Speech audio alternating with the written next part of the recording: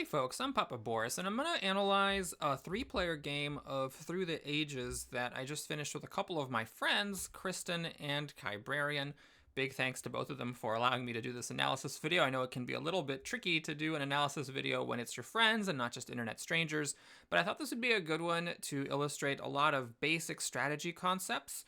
This is also, unlike the last video, a game with the expansion, so we'll be talking about some of the new leaders and wonders as we go. It'll be long, but if you are a new-ish player at Through the Ages and want to get better, I think this game has a lot of good things to illustrate. So let's take a look at the first round draft. As the first player, I grab Hippocrates. He's one of the expansion leaders, and basically, summarizing a little bit, he makes it so that when you lose yellow tokens at the end of age 1, 2, and 3, you only lose 1 instead of 2. So it's kind of like adding 3 extra tokens to your bank, split across ages 2, 3, and 4, but you have to keep them in play at least 3 turns in order to get the full benefit. In this case, I think any of these choices would have been fine. Any one of these 5 cards, including this new leader, Boudica, who basically gets a free rock or science, unless she's one of the 2 weaker civilizations, in which case she gets 2 rocks, but they can only be used to build and upgrade military units. So if you're in a situation where you can avoid being one of the 2 weakest civilizations, you can sort of say you get a free science every turn, unless you need a food or a rock really badly, and that's pretty strong for an Age A leader. It can be hard to use rocks on military in Age 1, but if swordsmen come out early, or even if you just build a single worker with it, it can be pretty useful. Anyway, I grab Hippocrates, I like the extra yellow tokens, and we go on to Kristin's turn. Now, this is a case where there's a lot of decent options.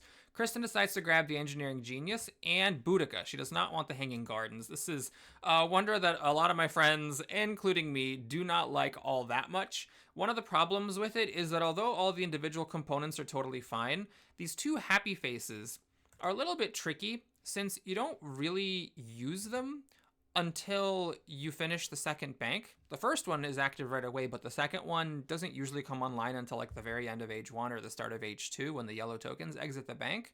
So you're kind of like paying 6 rocks the way that you do for any other wonder, except that half of the benefit is delayed, whereas the other wonders give you benefit that matters right away. So it doesn't feel that great. I actually played Through the Ages many years ago when this wasn't part of it, and the 2 food is kind of a cool bonus because it helps you clear out your bank and get the happy face active online, but the downside is that sometimes this causes you to be corrupt. So all in all, it's a wonder that I will take, but not if there's almost any other option available.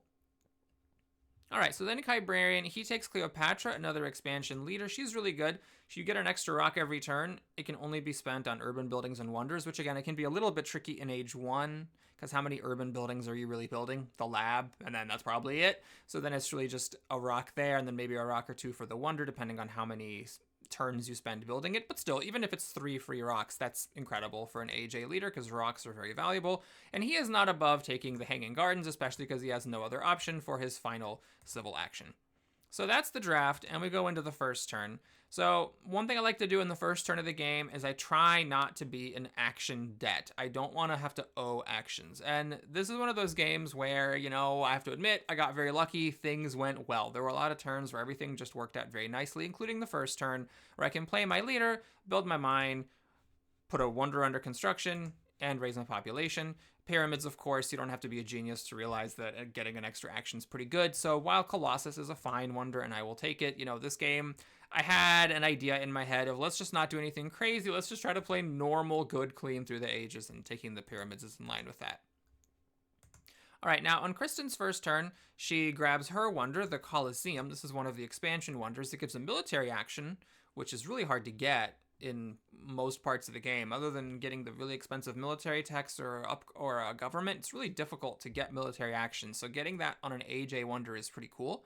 You get culture for developing infantry and cavalry techs, and you also get a science discount on them and a happy face, which unlike the Hanging Gardens is useful right away.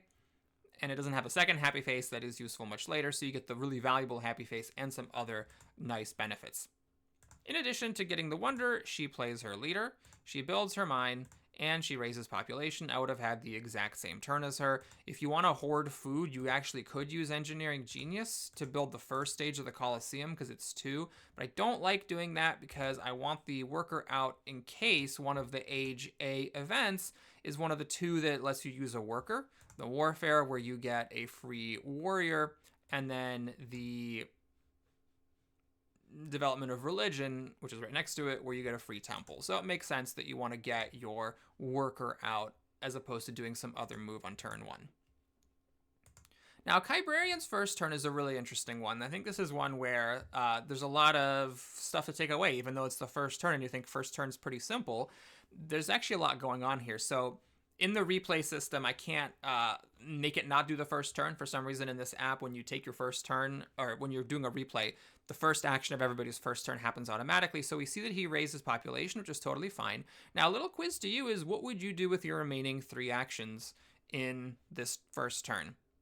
I think the correct play here is to play Cleopatra, use her extra rock to make a lab, which kind of is like trading a rock for a science, and then grab rich land.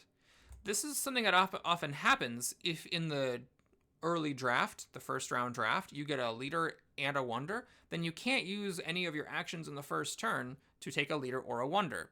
And since in the first turn all you're really doing is playing a leader, making a mine, and raising population, you often end up with this like one extra weird action that you can't really do anything with. But in this case, he actually had a way to use all of his actions effectively, play the leader, build a lab, raise population like he did, and for the 4th action, grab rich land, which is a rock for an action, which is not great, but then the following turn, when you build the mine, you get the rock discount, and so, you avoided doing anything crazy with the actions. However, what Qibrarian chose to do instead is to build a mine, grab rich land, and instead of playing Cleopatra, take Stockpile. I don't think this is the way you want to play the first turn.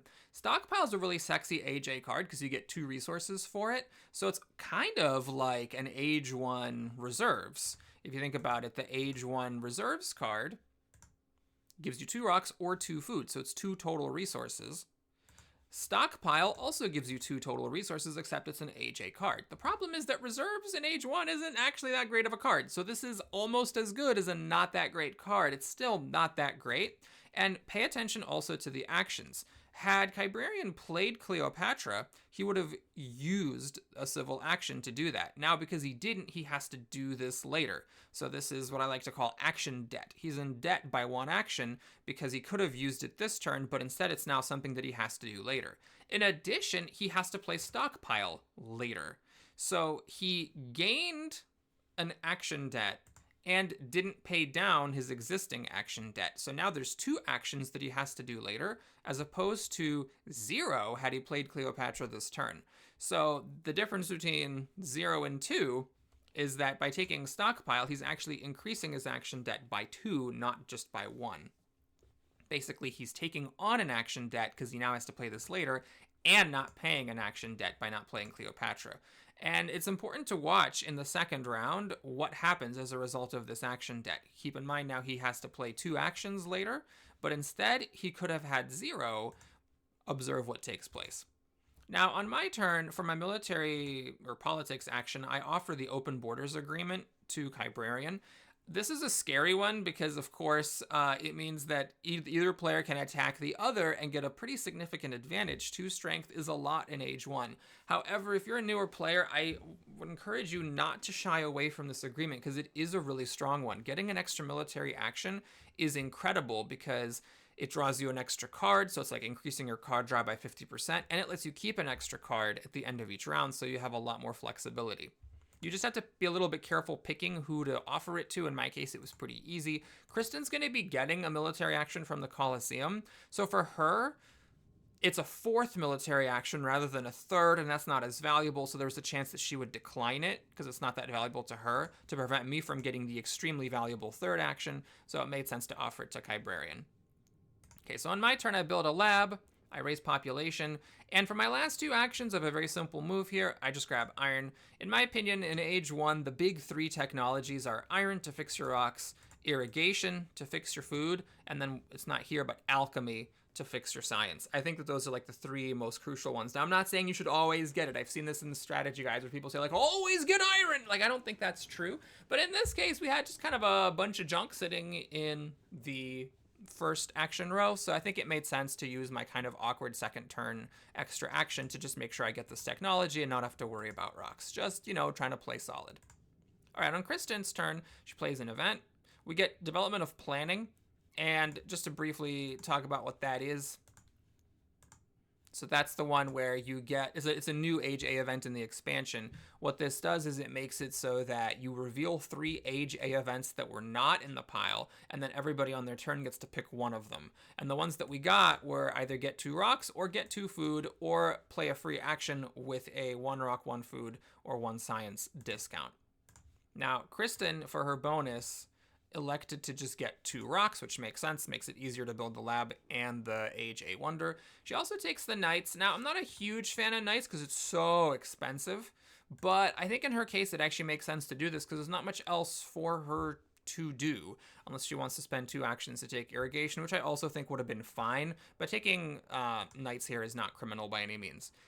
She also decides to take Christopher Columbus, build a lab, and then raise her population. All makes sense. You want this worker here in case we get the event that gives a free temple so that you can actually take advantage of it.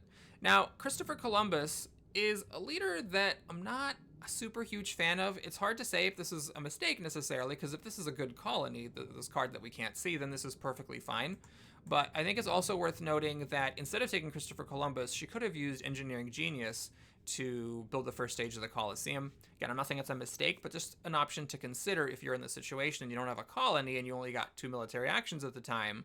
You know, you might want to consider just spending down your action debt and getting a stage of this wonder built and looking to get a different leader later.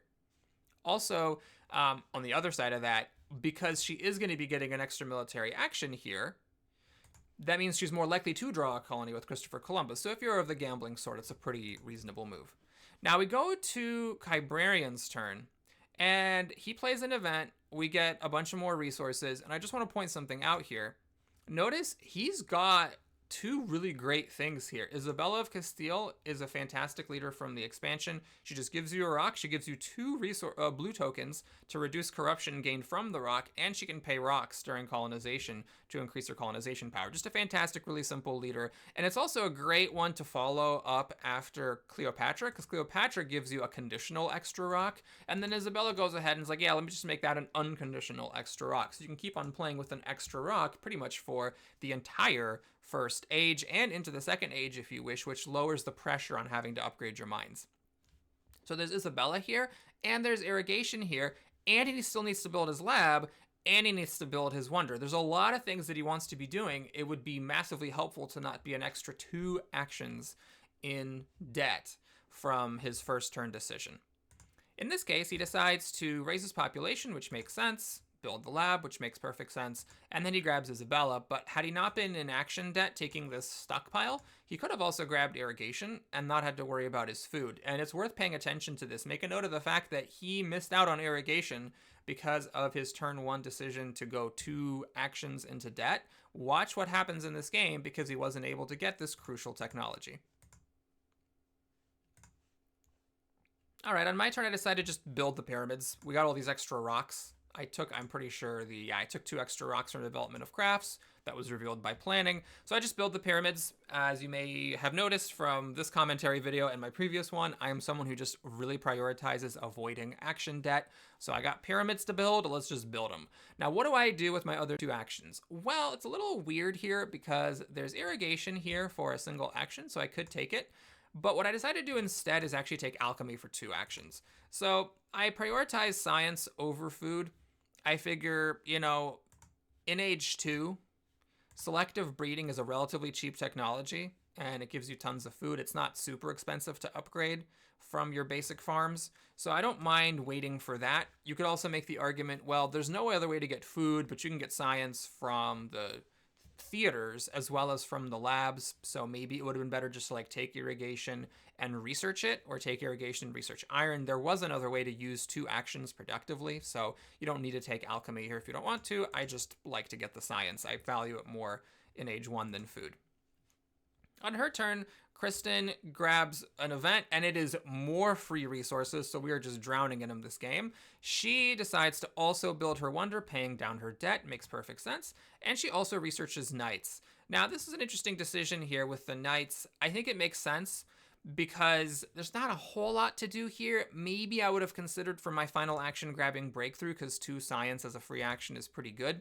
But it's not unreasonable for her to play the knights here. She also builds a knight right away, and now the question is, does she have medieval army? Does she have medieval army? She has medieval army. So now she's 4 ahead of each of us, which means that we're very vulnerable. However, normally being 4 ahead is a huge deal, because in order to fight off an aggression with a 4-point difference, you have to have 2 defense cards, which is not super likely. But Qibrarian and I do have this open borders agreement, so we each have 3 military actions. That means that, first of all, only 1 defense card is necessary, and second of all, we're more likely to have drawn it because of the extra draws from the extra military action. So this is not as big of a deal. It's not as scary as it looks like. But then again, there wasn't really anything for her to do with her rocks or her last action that was all that amazing. So I think it's fine to get the military going, especially if some of the events that she put in here are, benefit the military leader type of events. All right, on his turn, Qibrarian plays an event. We get a free temple. He decides to build a stage of the Hanging Gardens, play Isabel to replace his leader, raise his population, and finish building the Hanging Gardens, avoiding the corruption from the extra food. So perfectly normal first turn, considering, again, there was not really anything else for him to be doing here. He could have taken Swordsman for 2 actions, but I think that this turn was perfectly fine. He stays at 1. But again, that's not a huge deal because he only needs 1 defense card to fight off an aggression thanks to the open borders agreement. On my turn, I spend 2 actions to take Genghis Khan because Hippocrates, each one of these little medical symbols, that's a sign that you're going to get an extra token at the end of an age. So the most you can get is 3, which means that now I am getting an extra yellow token at the end of age 1, 2, and 3, and Hippocrates is doing literally nothing. So I'm in the market for a new leader. Now, you might say, well, Papa Boris, hold on a dag-tootin' son of a gun minute. You have Johannes Gutenberg here, who gives you an extra civil action for taking, building, upgrading labs and libraries with a discount, and he gains 2 culture. That's true. So maybe this was one case where I made a little bit of a frisky move. But I really like Genghis Khan. I've talked about him before, but in case you haven't watched the other videos, I think it's important to understand this is not the leader that you take to beat up on your opponents. This is not that kind of a leader. If you take him and think, oh, I'm going to use the strength and murder. No, that's not going to happen, and you're going to have a bad time. What he is a culture generator. 3 culture per turn is just absolutely ridiculous, especially in a 3-player game where you only have to not be last to get it. It's a really easy condition to meet most of the time, and he helps you meet it. And on top of that, he's kind of like a science loan. So I don't have to worry about taking knights in age 1. I can wait and get the much better cavalry in age 2, which activates all horse-based tactics in the game. Of course, there's always the idea that, a good action now is better than the best option later. I'm not saying it's always correct to pass on knights and just wait for cavalry. There's a price to be paid for that. But with Genghis Khan, there isn't. So you just get to wait until cavalrymen come along, and then you're totally fine. So I decided to do that, even though, yes, with Gutenberg, I can, get culture for researching alchemy and maybe upgrading it a time or 2. Depending on if I do it on the same turn or wait and do it over 3 turns. But I decided, you know what, screw it. I got the pyramids. Let's use the extra action, get the leader I prefer. I replace Hippocrates because he's not doing anything. I grab Swordsman because that's very helpful. And at this point, after raising my population, I decided to actually research the Swordsman and build a Swordsman.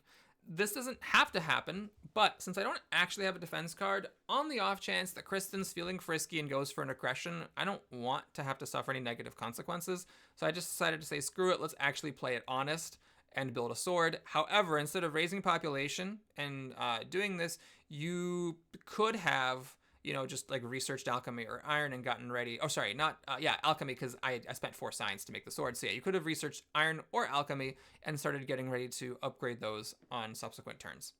Now, I could play Fighting Band here, but I don't. I actually throw it away. And the reason for that is that I am planning to borrow Kristin's medieval army once it joins the common tactics pool. And I decided not to spend a military action and get 1 fewer card draw for a tactic that I knew I wasn't going to keep around anyways.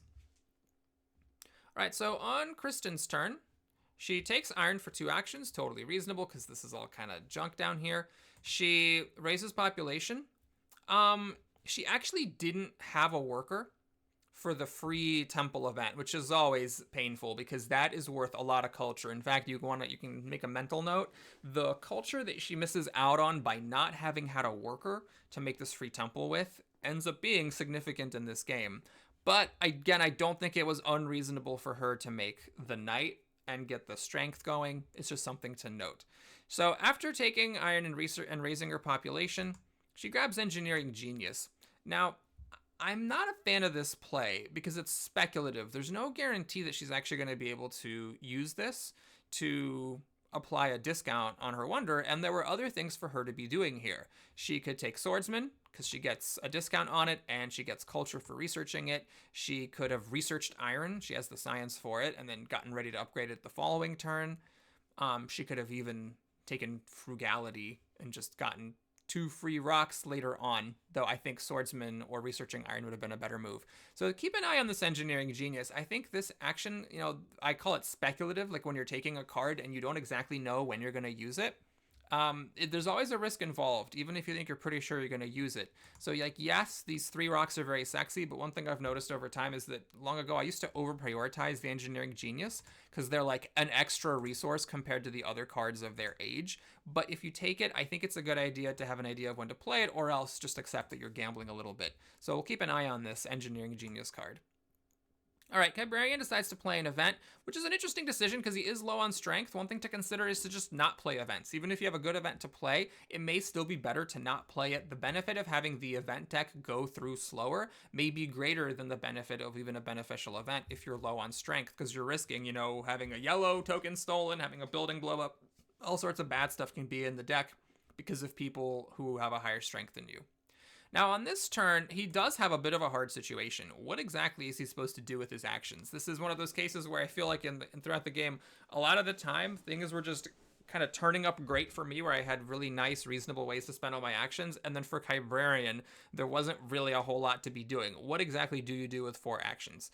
I think if it were me, I would actually put the Great Wall under construction. It's not something I do very often, but, and especially it's with the Hanging Gardens, it's kind of annoying that this is a happy face that's pretty useless, but I really just don't know what else to do here. I mean, you can go hog wild and stockpile and take 2 frugalities, I guess is another line to take, but there's just not that much to do with your actions. So it was a tough turn. Now what he decided to do was build warriors and then build another warriors. Now this I'm not a huge fan of. The reason for this is that 3 warriors don't really convert into other tactics. If you look at the other tactics cards, none of them require 3 warriors. So you're basically wasting a warrior that you're hoping you can sacrifice later to win a colony or double up on a tactics card. So it's a really long-term benefit. And when you're only making 3 or 4 with the leader rocks per turn, I think speculating 2 rocks on something like that for a much more distant payoff is a tough pill to swallow.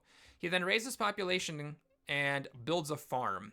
This is a move I definitely don't recommend. It's a good rule of thumb in the Through the Ages strategy forums to not build 3 farms, because what farms do is they generate food, and what food does is it makes workers. That's all food does. And worker is the thing that you just spent to make the farm. So you could have just not made the farm and you would have already had a worker. It's going to take 3 turns for this extra farm to make enough food to make another worker. 4 really, if you think about the fact that age 1 is ending soon and now workers are going to cost 4 food to make rather than 3. So, 5, we're in this bank right here. This is 3, so 4 food to make rather than 3. So it's going to take 7 to 8 turns for this extra worker that was put on a farm to actually generate an additional worker, paying back his own self and making another buddy. I would have not done anything with either production category, but if you're going to build something, I would say build a mine. 4 mines is reasonable, especially if you have all these happy faces, so you kind of have more workers than everybody else. A 4th mine makes sense. Now you're trading a worker to make rock, so you're using the worker to generate a resource that's not workers in the long term. But again, I would have tried to avoid it either by doing Great Wall or just by loading up on these frugalities and getting Stockpile out of the hand. Now, he does take a frugality and he does get Stockpile out of the hand. So the real question was, what did you do? What would you do with that action that was used to make a worker or to make a farmer? And for me, that would have been just taking a second frugality if I wasn't deciding to build the Great Wall. All right, so on my turn, I decide to play an event because I'm currently breaking ties for second strongest. We get a bunch of rocks. So what I decided to do here is just play a really simple clean through the ages. I research alchemy. I upgrade both labs. Notice how I researched it and upgraded it in the same turn. With Gutenberg, that would have meant I only got a single discount and I got only 2 culture. And then Gutenberg would have been sitting around doing nothing. So I think that kind of justifies the extra action I spent to get Genghis, because now I'm getting 3 culture per turn and my science is all fixed up in a single turn. Now, what about the last 2 actions? Well, here it's actually perfect because I get Breakthrough and Richland. This is one of those many cases in this game where everything just kind of falls in my lap, and I have to admit I'm pretty lucky. Unlike Qibrarian, who had to struggle to find productive things to do on his turn just because of the way the cards came out, for me, I get 2 science, which is ready to go with the iron, which I have exactly enough science for, and then I also get a rich land to upgrade a lab, so it was a very easy turn. I also steal Kristin's tactic, and I decide to actually upgrade a swordsman because it did seem like she was pretty gung-ho about military, so in case there is a juicy strength-based event in here, I want to see if I can nick it from her. All right, Kristin does not play any events. She takes drama, and I want to talk about this as well. Just like with this engineering genius that I asked to put a bookmark on, pay attention to this drama. Drama on its face is kind of a weird technology. You're getting a happy face and 2 culture for 4 rocks. You already start with temple technology, which lets you get a happy face and 1 culture for 3 rocks. So you're paying an extra rock for drama to get 1 extra culture per turn, which is fine, to be frank. 1 rock for 1 extra culture per turn is totally fine. However, it's actually 2 extra actions to take it and research it, and 3 science in a time of your life when you're only making 2 science per turn. So that doesn't mean drama is bad, but what you should do when you play, especially with the expansion, when there's like a varying mix of leaders, is look at who the leaders are, which you can do with the incredible app, and see if there's a couple of key ones that work really well with drama. The 2 in particular that are great with the Age 1 drama are Bach and Marlene, each of whom just gets a flat 1 extra culture per theater, so it doesn't matter what the age of your theaters is. Age 1 theater or Age 1 theater or Age 2 theater or Age 3 theater. I just realized I called libraries theaters earlier when talking about printing press. Oops. Any of them make the same bonus with those leaders. Both of them are not here. Now, we do have Charlie Chaplin, who does interact with theaters. However, it's not that great with drama because it's only 2 extra culture, because drama makes 2 culture. You really want this to be with opera or movies, if at all possible. Not saying it's horrible to play him with an Age 1 drama, but this is an Age 3 leader. So spending an action, a quarter of your turn to take this for the chance to maybe combo it with Chaplin, I just don't think is strong enough to be worth the action. Now you might say, hold on a second, Papa frickin' Boris, what are you doing with your actions if not taking drama? Well, Kristin could have just researched iron, and with all these rocks that are here, she could have just upgraded it 3 times. That is what I would have done on this turn. It's action debt. She needs to play iron, and she needs to upgrade it 3 times. She's 4 actions in debt, and she could have knocked that debt out on this turn when there was really nothing else for her to be doing. Now, one thing that's relevant that's worth pointing out is Gaudi also kind of works with dramas because he basically benefits from having a variety of urban building types. And in this case, with our workers about to be removed from the banks, it does make more sense to combo drama with him versus printing press, which is a little bit more tempting normally since it makes a little bit less culture, but it makes a science and it's also cheaper. So I do understand why she took drama, seeing as how she was about to have happiness problems. But Gaudi would also benefit from building a temple, which she wasn't able to get for free with the event. So watch this drama. I think it actually ends up being significant that she chose an action to do this now instead of getting all of her mines upgraded. Now she does research iron, and after building a knight, she does upgrade iron twice. But look at this last unupgraded mine. We're like near the end of Age 1. Pay attention to this mine that she could have upgraded that instead was this drama grab. It ends up being a little bit of a hilarious ongoing quest in this tale of a game. Qibrarian on his turn has no events to play. He grabs irrigation. So notice now this extra farm is really silly since he ended up getting the irrigation. He researches it and he upgrades a farm. It does avoid the really bad level of corruption, but that's, by the way, another thing about 3 farms. You just end up being corrupt a lot of the time. I don't know if this farm can be to blame for his corruption here, but it certainly makes a bad problem worse, as he's almost up to, unspeakable levels of corruption here. So he passes the turn, and it is to me. On my turn, I don't play an event. I could have, but I'm thinking, there's a chance for something really good for Kristin in here, and I decided not to play it. The other problem is that I am currently one of the 2 weaker civilizations, and I have the most cultures, so I would be the person who loses the worker to barbarians, and I also would have lost resources to raiders. So for all these reasons, I decided not to play an event. I upgrade my mines twice, and I grab rich land, so that'll be 2 free rocks, upgrading my last mine on the next turn. And this is one case where I don't have a particularly great thing to do. I end up grabbing the printing press, and I think maybe drama would have been better, just because I, like Kristin, I'm also going to have happy face problems soon. But neither one of those is a particularly significant grab. All right, so Kristin does play an event. I hold my breath. Luckily, it's just a colony. She wins it, and a good marker when you're looking at your opponents getting colonies is, are they spending 1 worker to get it or 2? If your opponents are able to pay 1 worker to get colonies, that's probably really good for them and you should be worried. But if they're paying 2, it's not as big of a deal. And she does pay an entire army to get that colony, so I wasn't really worried about this. She rebuilds the worker, of course, to get back the medieval army. She puts down Christopher Columbus, so she's ready to colonize something new perhaps. She develops the drama. She makes a dramatist. She's making 2 culture per turn now. And she also grabs Code of Laws and raises her population. Now, one thing to note here is that she could, instead of grabbing Code of Laws, have upgraded this final mine. But she doesn't, so that's holding back her rock production. And Code of Laws, I think, is a little bit of a frisky take here because her science production is still at 2 and Code of Laws costs 6. So it's going to be a while before she plays this. She's deep into what might be called science debt. And it's kind of like action debt. I think of it as, action debt are actions you still have to play. And then science debt is science that you're still spending or planning to research on technology. So she's really deep in science debt with this.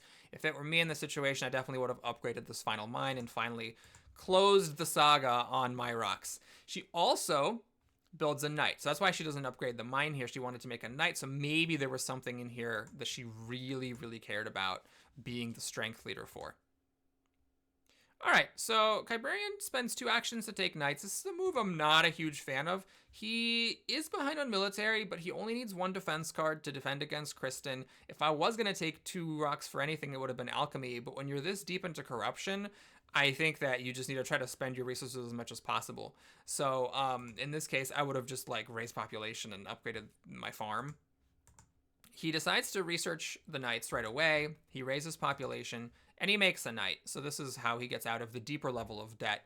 But this is now the second turn that he's in regular debt. And again, I don't know if that's because of this farm, but the farm is certainly making it worse. He grabs the medieval army, so now he's actually ahead of me. And this is a bit of an annoying spot because not only am I on the bottom now in case, Kristin had a pesky, uncertain borders in here to steal a token from the weakest player, but it's also not giving me 3 culture from Genghis anymore. So I decide to make a little bit of an annoying move. I take warfare and I research it. I don't want to do this, but I do it out of respect for the fact that my opponents are investing heavily in military and I don't want to get completely dicked over by these events, except for this one, none of which I know what they actually are. But that's the nice thing about getting your science fixed early. That decision to take alchemy instead of irrigation, this is the kind of thing you get to do, is you get to just drop 5 science for a kind of middling card because the situation of the game demands it. Now, what to do with the rest of my actions? Well, I try to, again, keep it simple here. We upgrade our final mine, we raise population, and the final action's a little bit lacking, but I decided to grab the urban growth. Who knows, I could maybe use it to build the printing press later, but ultimately I'm not super concerned about it. It was just an extra action grab. One thing to consider is masonry. This is a good little workhorse technology. Getting to build 2 stages of a wonder with 1 action is nice, and getting a rock discount on buildings is nice. This actually could have been nice for me throughout the game, so maybe it was actually a mistake not to take the masonry there.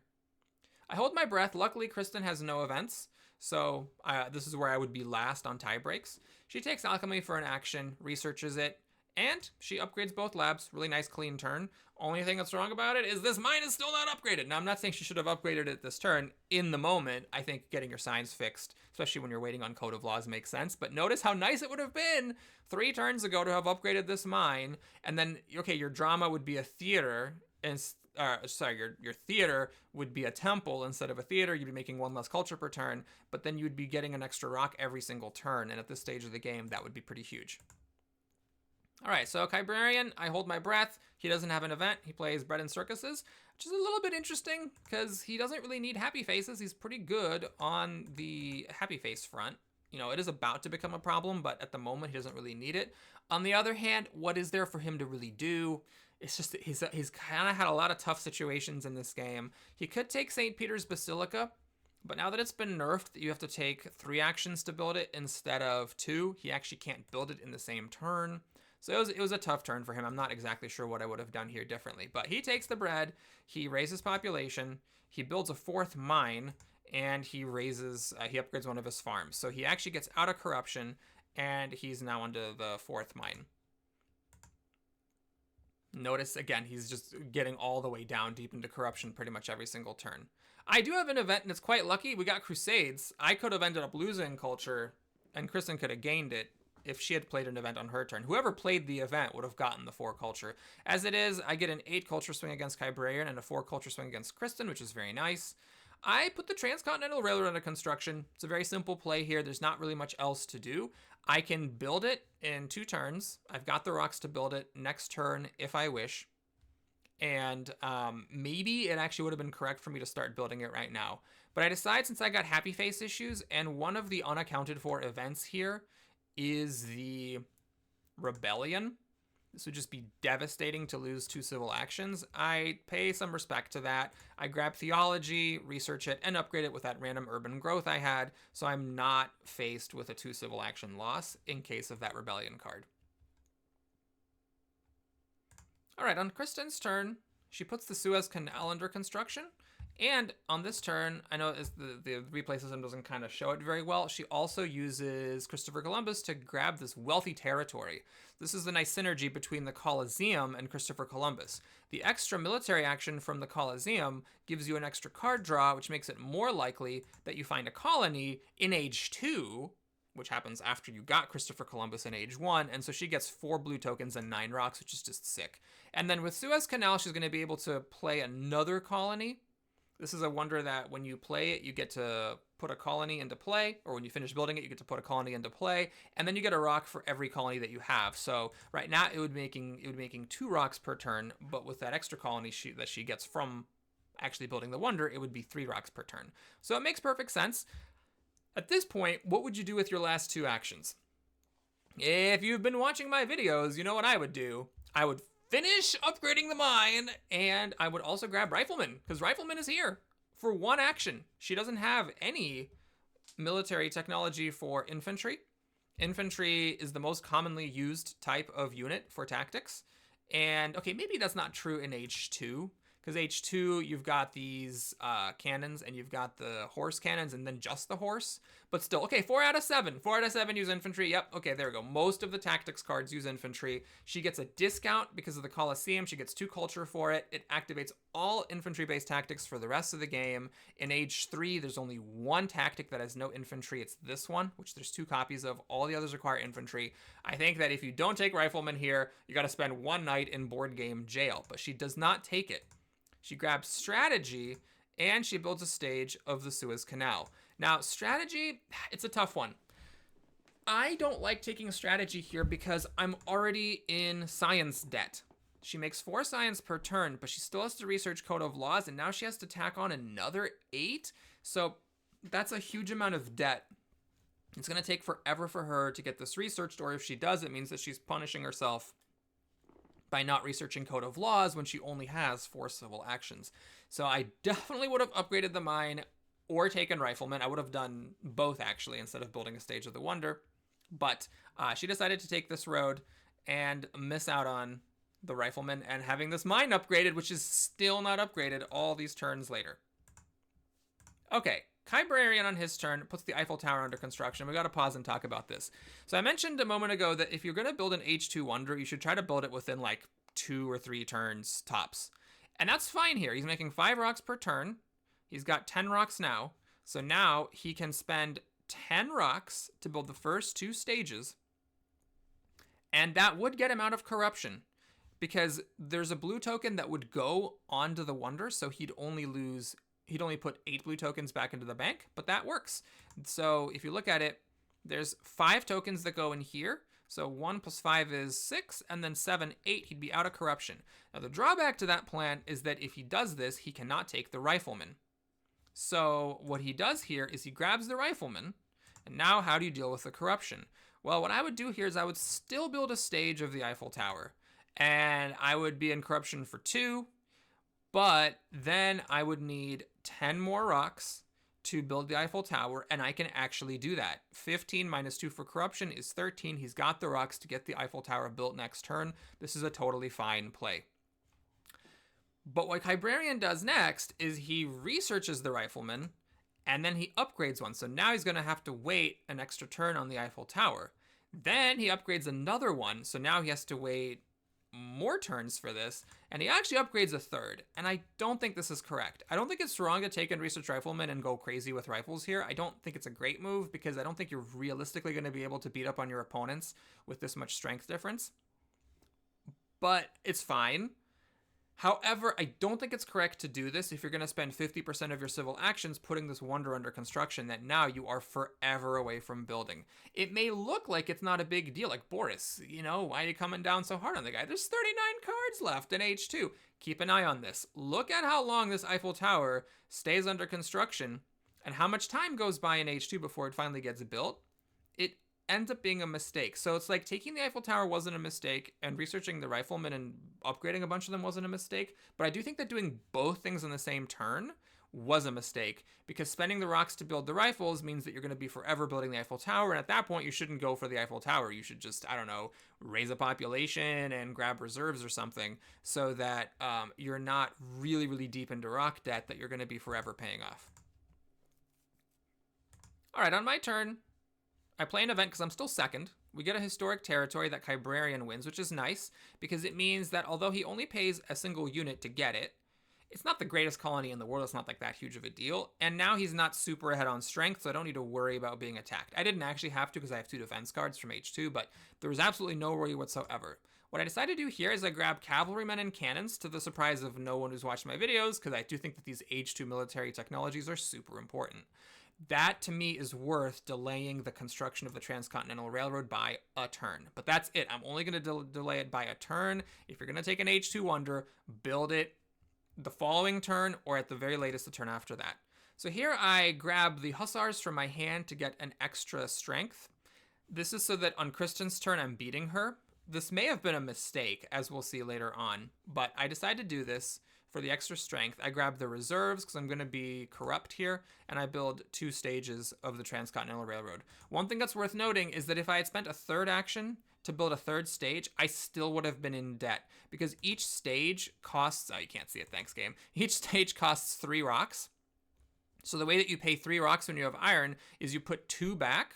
You put 1 blue token back, that's 2 rocks, and then you take another blue token and you slide it down. So I wasn't actually getting out of corruption. In fact, that blue token would have gone on to the wonder. So because I was corrupt no matter what, I decided to spend an action to basically counter the corruption with these reserves. Now, is it worth spending 2 actions for 3 rocks when you only have 5? Maybe not. So it might have actually been a reasonable play instead to just build an extra stage of the wonder and pay down some of my civil action debt. Because I am going into action debt by taking reserves, which now gives me an extra action I have to play later, and not paying an action. So it's kind of like that stockpile move that I talked about a lot in Qibrarian's first turn. This is a 2 civil action debt pickup, not just a 1 like it would be normally. All right, Kristin plays an event, and we get Dark Ages, so I lose 4 science, which absolutely sucks. But, what can you do? She grabs Gaudi, which makes sense, because she took the drama. She plays him. It really sucks that she doesn't have a theater from that free event here, because if she did, she'd be getting an extra 2 culture now. She raises population, and she finally researches the Code of Laws. So she fixes her civil actions a little bit. Okay, Now, what to do with her last action? She decides to grab journalism, which makes sense. She gets a discount on researching it thanks to Gaudi, and it would be worth a lot of culture and science. If we take a look for a second here, I have a huge culture lead, just a ridiculous one. Notice I'm not actually making culture. I make 1 versus her 4 versus his 2. So I make the least culture out of everybody, but frickin' Genghis is giving me 3 culture per turn, which has given me a huge lead. That's one thing to keep an eye out for the expansion, maybe the base game too, but when you're playing with the expansion, early culture I think is more important than it used to be because it can be difficult to overtake someone who gets that early culture lead. So Genghis has just been an absolute powerhouse, letting me use tactics I'm not supposed to use so I can still fight for the events and not get whomped on by aggressions, while also giving me 3 culture every turn for absolutely no damn reason. Anyways, Kristin ends her turn. That was Kristin's turn, not mine. Qibrarian grabs scientific method, which makes sense to try to fix his science, though he's a couple of turns away from researching it. He grabs coal. Coal I'm not a fan of. It's 2 actions, and he's already got 4 rocks. I've seen people win the game with like 3 age A mines. You can do it. It's not easy. And it's not fun, but it can be done. If you have 4 rocks per turn, that's enough to end the game with. I don't think spending half of his turns to take a coal that he's like never going to research was the right play. What I would have done if I was to spend 2 actions is take an engineering genius here so that next turn I could build the Eiffel Tower. 5 plus 5 is 14, 14 plus, or 5 plus 5 is 10, 10 plus 4 is 14. The one hitch is that you do need to avoid corruption. I don't know. Could he have avoided it?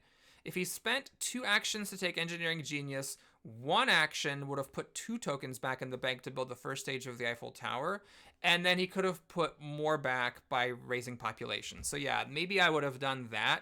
Raise population, build first stage, take Engineering Genius, and get ready to finish the wonder. But he grabs the coal, he raises population, and he's still now corrupt, unless he makes a knight. Now this is putting him ahead on strength, so he's ready to get these events. But again, he's kind of a ways off from actually getting any aggressions off. So Kristin, she would need, if she only had a single H2 defense card, she would have 6, so she would be 1 off from defending. But if she has an H2 and an H1 defense card kicking around, then she can defend. Now in me, because of the open borders agreement, he is actually 8 strength ahead. So that is a little bit scary. As it happens, I have 2 defense cards, but he doesn't know that. So he may have been trying to get an aggression and try to pull off a big heist against me on open borders, feeling like, okay, he's behind, let's try something desperate. But I think it would have made more sense still to try to finish this Eiffel Tower, because 4 extra culture per turn would have also been helpful in getting out of a hole. And at the end of the day, this isn't such a huge lead that it is insurmountable by culture. Also, I'm about to finish the Transcontinental Railroad, which gives me 5 strength, so it's all kind of a moot point. There was no way that any kind of strength-based activity was going to happen. In any case, on my turn, I play an event while I'm still second. We get science, so I get back the science I lost from Dark Ages, hooray. I finish the Transcontinental Railroad, and I grab Robespierre. It makes sense. I'm still a despot. All of the H2 governments are still in the deck. Well, Republic just peaked out, but the government cards were all kind of near the back, so I still have time to use his power, get 3 culture, and put a government into play fixing my civil actions for relatively cheaply. I do have a lot of science saved up, and I have 4 science per turn, but this is around the time of the game where 4 science doesn't really cut it anymore, and I do have these military attacks that I need to research, so getting a science discount for my leader, especially since I'm picking them up for only single action, seems fine. What to do with the other actions? There's nothing really else to do here, so what I decided to do is I research cavalrymen, and I make a cavalry. I figured this makes sense in the short term, so that now if there is some kind of really strong military-based event that seems to be capturing everyone's attention with the military race, I can steal it. And I am about to get rid of Genghis Khan, so I need to actually get cavalry going in order to be able to use the tactics. And this is why putting the hussars into play may have been a mistake. So this requires 2 horses, and it does give extra strength compared to medieval army, but once I get rid of Genghis, I lose the hussars, where I wouldn't have lost the medieval army. So that's the consideration here. In fact, maybe it would have been worth it to switch back to medieval army here. But I didn't. I grabbed efficient upgrade, which is a bit speculative, but I do know that selective breeding, there's still 2 copies in the deck. Kristin needs it. But Qibrarian doesn't with all of his farms, unless he hates drafts, but he's probably not going to because he's low on action. So I figure I'm probably going to get a selective breeding. I'll be able to use this sufficient upgrade. When you take yellow cards, it's important to think about how you're going to use them instead of just being like, well, this is a good card in general, let's just see what happens. I think if you end up taking yellow cards, that way you end up wasting a lot of actions or sometimes filling up your hand and getting screwed. It's a good idea when you play to think about how you'll use the action specifically that you take. All right, so Kristin's turn. She accepts a scientific... Oh, she offers and he accepts a scientific cooperation pact. I want to talk about this a little bit. This is a very strong pact. Sometimes when you're a new player, you're afraid of this because you're like, oh, well, what if my opponent will, like, get the better of me? The way that you want to think about it is that if you and your opponent each research an approximately equal number of technologies, then each of you is basically just getting one free science per technology on average.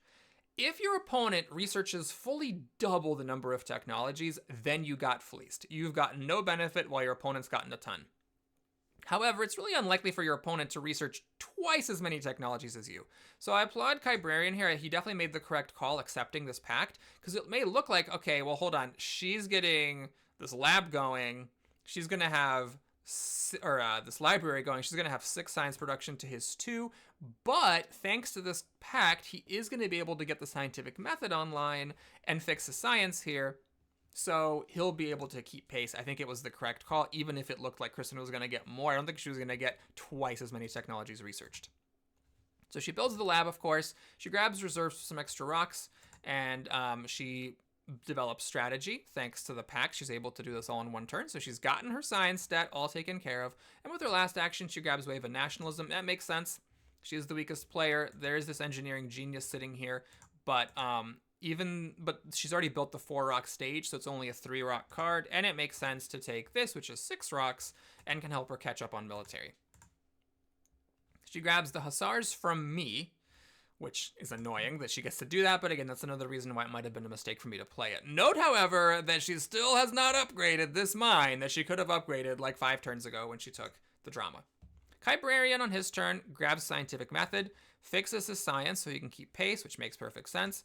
He also grabs the Republic to fix the civil actions. It does hurt to take 2 actions to do that, and he's still a ways off from researching it, so you could have argued for a different line, maybe breakthrough and raise population, so that you get more science to research things with and wait for a better time to pick up a government, but I don't hate this play.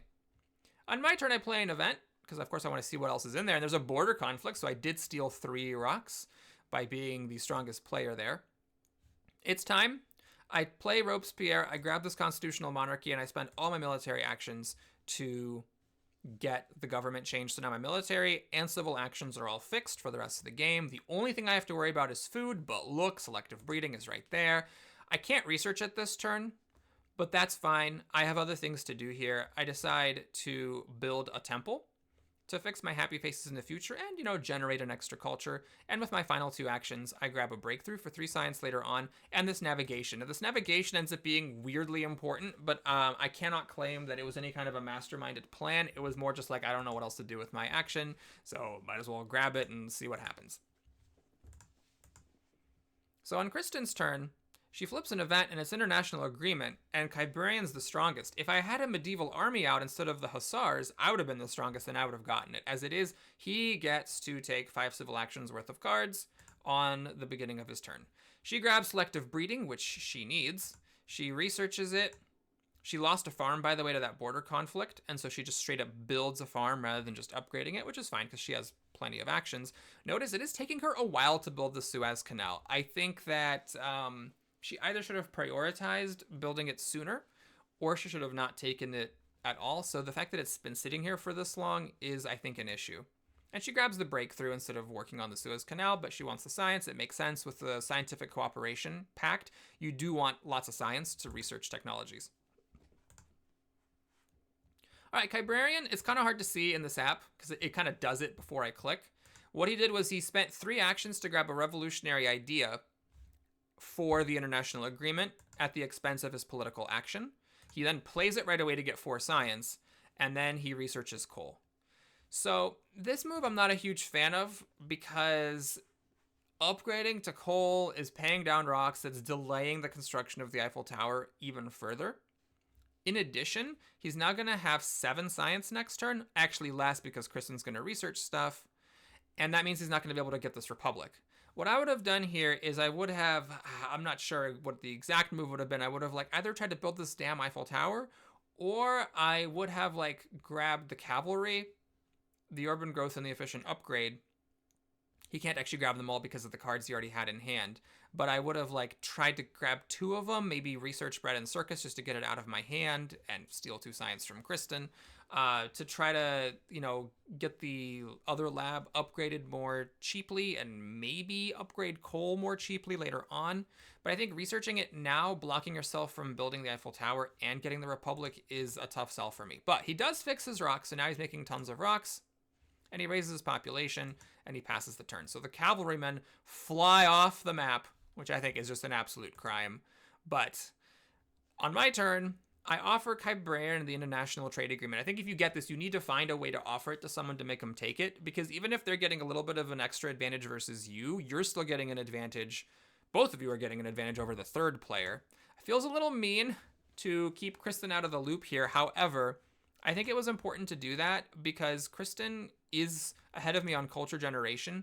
So I'm ahead of her on culture thanks to Genghis Khan, but she's ahead of me on culture generation. So if I don't, if I give her any kind of advantages, that could really come back to bite me. In addition, Qibrarian's really far behind. His economy's kind of getting fixed now, but his actions are still at basic despotism levels. He's got this wonder that he can't make. He's got corruption issues. I figure, he might accept an extra rock to help getting him out of a jam, but even if it does, that's still good for me to be getting an advantage over Kristin and possibly getting an extra food here. Now, I put this Statue of Liberty under construction. This is a good wonder. It's only 2 stages. It gives you culture equal to your government level, so 2 in my case, and it gives you 3 yellow tokens. And I can build it right now, which I do. So again, if you're going to build an H2 wonder, build it then or the following turn or maybe the turn after that. It's a good rule of thumb. I'm not saying it's never right to do it the other way around or take longer to build it, but I think it's a good rule of thumb to try to avoid getting into a situation where you've got a wonder sitting under construction forever and then you really regret it because it's blocking you from getting the H3 wonders. Now, for my last 2 actions, I have an obvious move. This is another one of those cases where everything's just kind of coming together for me. I research the selective breeding, and I have an efficient upgrade to upgrade one of my farms, and I'm not even corrupt. Everything's great. I take back the medieval army to now be ahead on strength in case it matters for events, and I pass the turn. All right, so Kristin does play an event here, and we get national pride. It's just most culture, so it's not because I'm strongest, but because of Genghis Khan, I get another 5 culture. She grabs cannon, which is great, though it does make me wonder why she didn't take rifleman for 1 action earlier. She researches the cannon, she raises population, makes a cannon, and does she have it? Does she have the tactic? She disbands her warrior, builds a theater for some extra culture, and she does not have the 5 power tactic here. Now, Qibrarian, as we start age 3, still has not started his Eiffel Tower. Remember, there were like 39 cards in the deck of H2? So like, what's the big deal? Well, this is the big deal. If you don't have a plan for when you're going to finish the wonder, it might just end up sitting unbuilt the entire age, and the Eiffel Tower, all it does is give a happy face and 4 culture, so the later you build it, the less benefit it has. He flips immigration, so he loses a worker, which isn't the end of the world because he has a ton of food.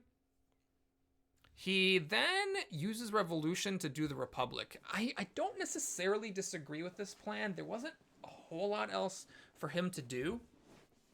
But it does mean he's corrupt for 4. And this is one reason why I think it would have been nice to try to tweak his previous turn so he could have actually researched this without a revolution. As it is, he loses 4 rocks. He's got a ton of food sitting around and needs to spend. But on the plus side, he has fixed his economy going into H3. He's got enough civil actions.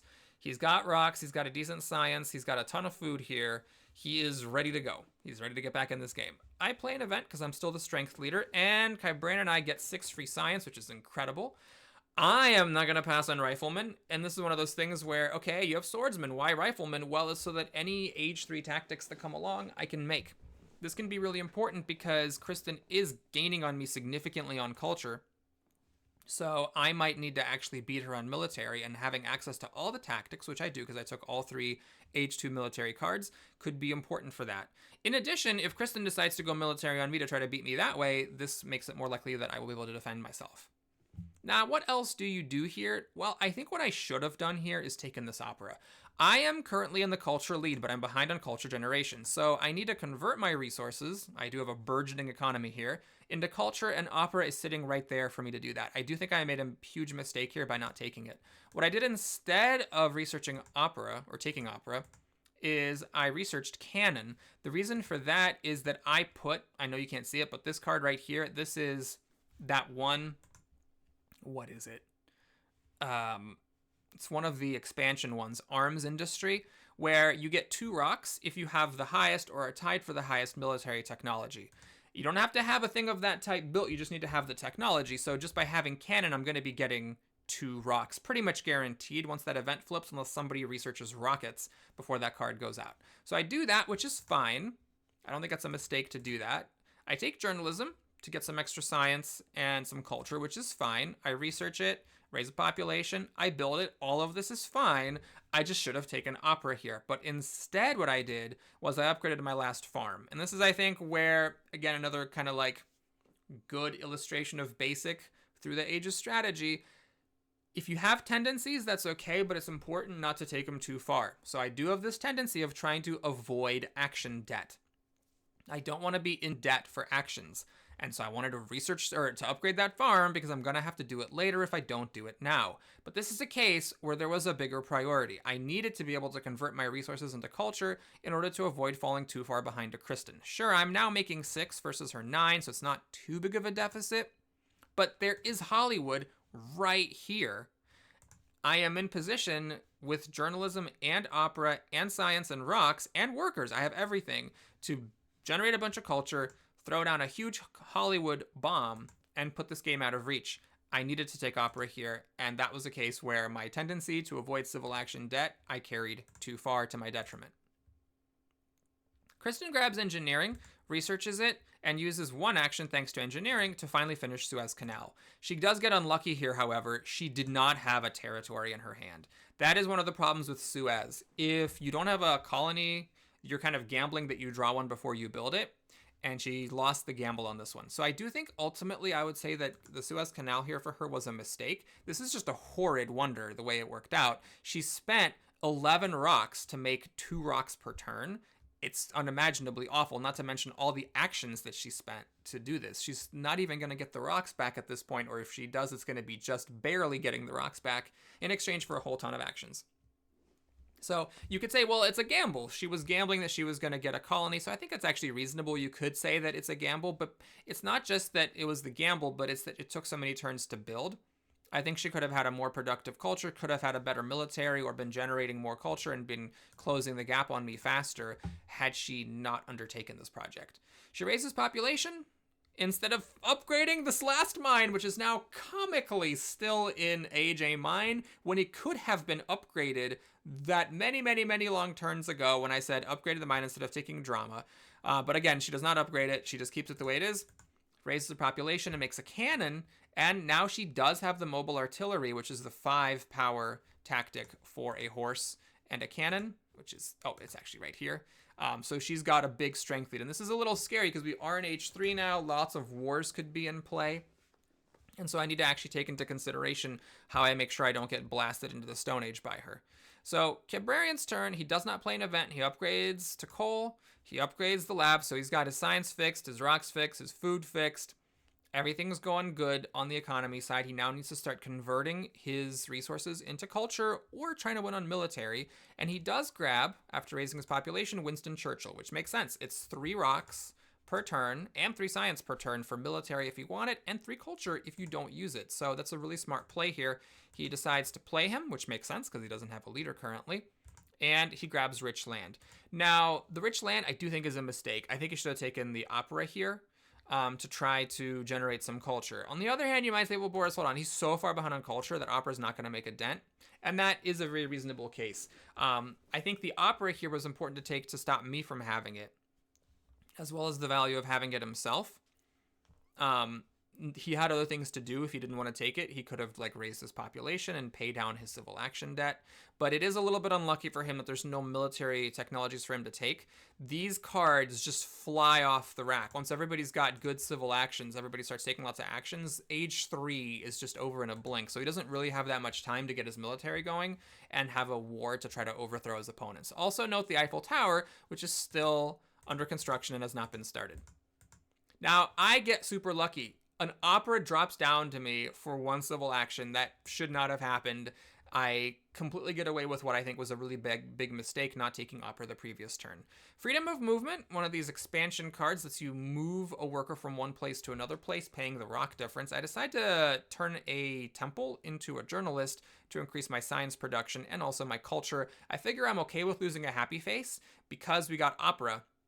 And I take a very principled turn here, just trying to keep it very simple. I take opera, I take Hollywood, I take Chaplin. So I've got the whole package. I am corrupt, but I figured, like, let's just do this.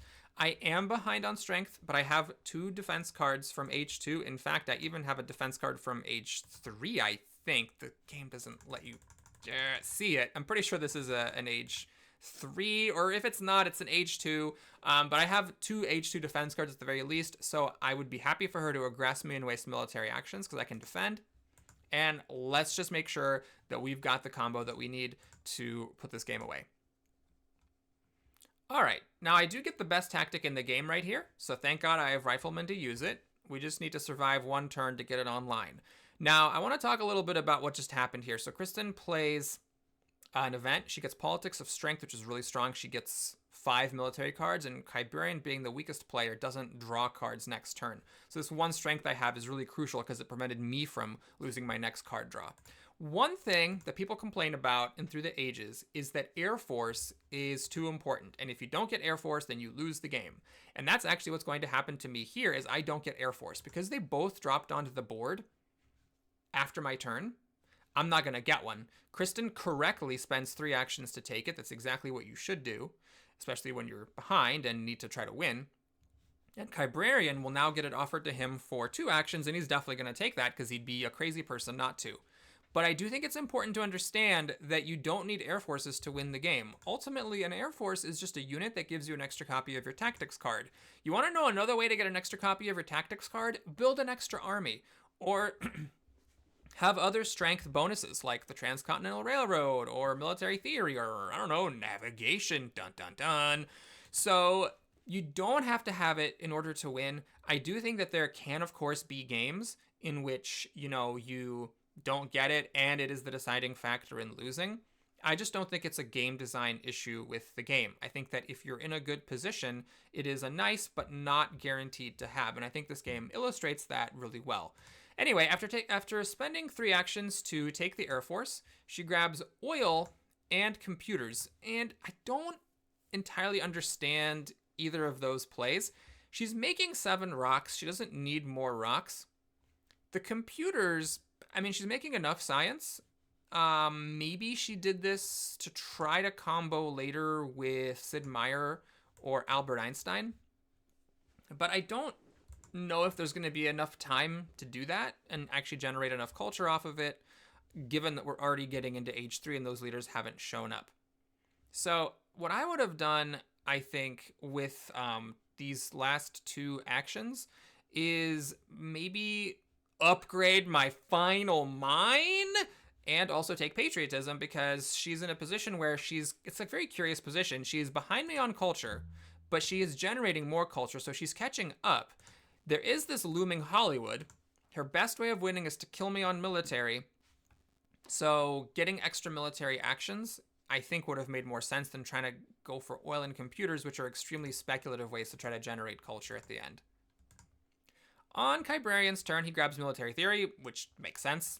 He researches it for 5 strength to get out of military health. He grabs the Air Forces, because of course. And now he's got some extra actions to spend. What he decides to do is grab professional sports and engineering genius to finally finish the Eiffel Tower. Now, the engineering genius I can get behind. Pro sports is tough. He is now out of all of these happy faces, but he is going to get one from Eiffel Tower. If you don't take pro sports here, note, I'm not calling this a mistake. If you don't take it here, you might end up with having no way of getting more happy faces later. These last 3 happy faces, he's going to be screwed on if he doesn't take professional sports, because he didn't take opera, and building temples feels really bad. In age 3, there is no religion upgrade. So since he didn't get that in age 2, this is his last chance, so it is a reasonable choice to do that. It's just tough because, it's just not a very sexy technology to have to spend your science on. Anyway, he decides to spend his last action to raise population to avoid corruption, and we end the turn. Now I am the loser militarily, so I don't play any events. I could have, but I decide not to risk it. I put opera in, I raise population, I make an opera, and then I take communism. This is a bit of a frisky play. I take communism and I revolution to get communism into play, so that I'm making an extra rock, which might be significant. I have an extra civil action, which might be significant, though I did take 2 actions to put it in. So, it's one of those things that'll take a while to pay back. Maybe that was not a correct thing to do, but it was fun. How often do you actually get to use Robespierre to pay 1 science for an age 3 government? I think it was maybe kind of a time in this game when I did something that wasn't necessarily super solid. It was kind of a frisky play, but I think it kind of stands on its own. I am about to get 2 happy faces from Chaplain, so the happy face is not an issue. I do get the civil action back after a turn, because I get 1 this turn, and then I get an extra 1 next turn, so that takes up the 2 actions I spent to play it. There's still time in H3 for that to matter. I got 3 culture, because Robespierre does give you culture when you do the revolution, and the rock could very well make a difference. Anyway, after all that, I finally replace Robespierre. I put Chaplain in. Now, because I spent all the military actions, I can't actually grow my army, but I figure, hey, it's fine. I got defense cards to defend against Kristin. It is not going to be an issue, hopefully. I raise population. I grab patriotism. And here, maybe I should have taken revolutionary idea, but instead I decide to play navigation, which ends up being a weirdly important thing that I did. Even though it ends up being really cool that I did this, I still think probably taking the revolutionary idea for 6 extra science would have been the more correct play, because the revolutionary idea in H3 is a really, really incredible card.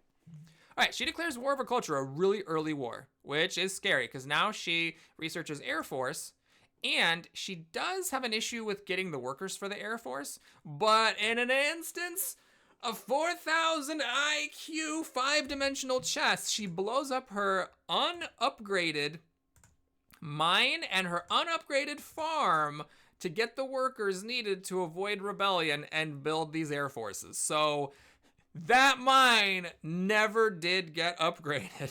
And I think that is just the most hilarious coda to that long tail of the unupgraded mine. And now she's got a 26 strength lead. Now, I think I'm still okay here because I do have a lead on culture. I also now am ahead of her on culture generation thanks to Chaplain in this opera. I'm going to get a Hollywood bomb, and I do have some resources and food and people to make a decent army with, but certainly it was a really scary move.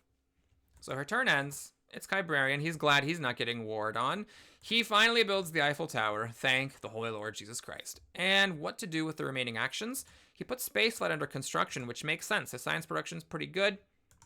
This wonder, is it not going to tell me? It's not going to tell me how many points he'd get for it the way that he would if we were playing the game. But it is worth noting that he had to spend an extra action to put it under construction because of this Eiffel Tower. Not to mention the actions he spent this turn building the Eiffel Tower. So had he not had the Eiffel Tower, he could have done more things this turn besides just play space flight and then have only a single action left. That last action is researching air forces and making an air force to respect Kristin, who might, want to do some aggressions with her military lead. Now on my turn, I play an event because I'm going for a coin flip. I know that one of these cards is what's his face? Wait a minute, do I? Hold on a second. I don't think I know that. No. I'm wrong. Sorry, bad commentary. One of these 2 cards is arms industry. But I guess I'm not the one who put it in. I misremembered this. Because what it's showing here is that these cards were put in either by either by Qibrarian or by Kristin. So I just get really lucky here, apparently. I play an event just for the sake of playing an event, and what flips up is arms industry, giving me 4 rocks. And what that lets me do is actually bypass the rifleman. I play modern infantry, research it, play my patriotism, play my reserves, and raise my people. Now I can make the cannon, make the modern infantries, and play this tactic to get really, really close to Kristin, so that now she's only stealing 11 culture from me, which is a 22-point swing, but not insurmountable. But on top of that, I have extra rocks and food to make people. I can actually make an extra modern infantry and also an extra swordsman here. So I end up beating her because of the card that flipped. I actually misremember this. I thought I put it in the game and it was like a coin flip for me, but it wasn't. I had no idea that was in there. That was just, stupid luck. So I grab Urban Growth for my final card. There's not much else for me to do. And we pass the turn. So Kristin ends up paying me 6 culture, which is just a little bit sad. It's definitely salt in the wound for the rest of the game. She plays an event that was Ravages of Time that would not have helped me beat her. And also, I don't mind losing the pyramid. So I lose a civil action, but I gain 2 culture from it. And I have the Age 3 government communism, so I don't really actually mind losing the action from the pyramids.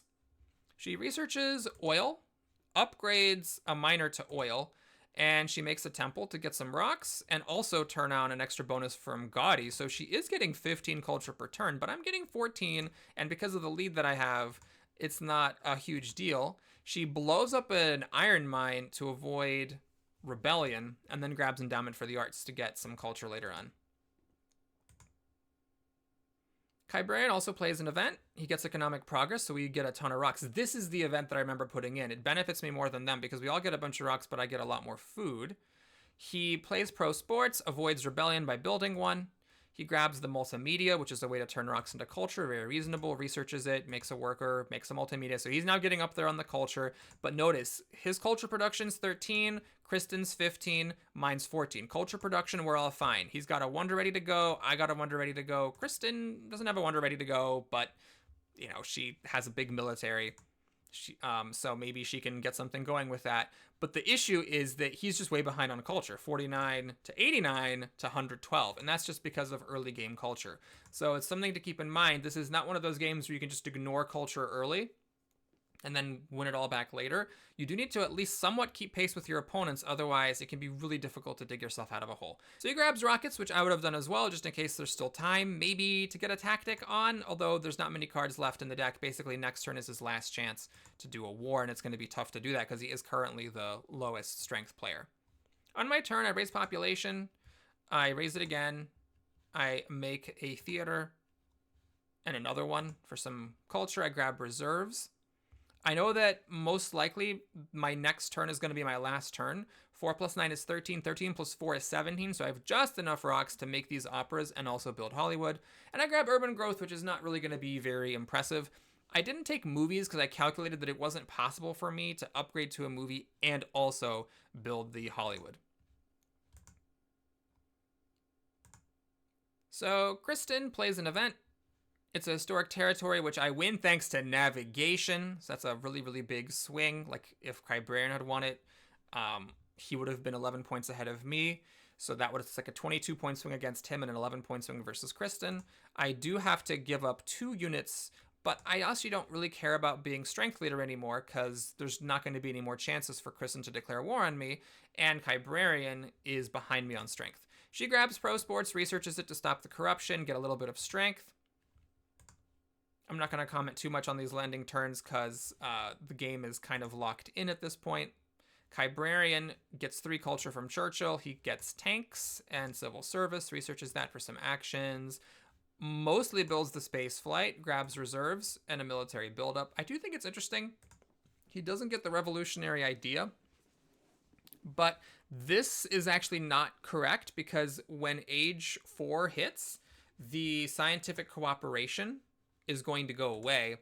So he's going to have 9 plus 6 is 15 science, and then 8 plus 9 is actually 17 science. So he wasn't going to be able to actually research both of these to get the extra benefit from spaceflight.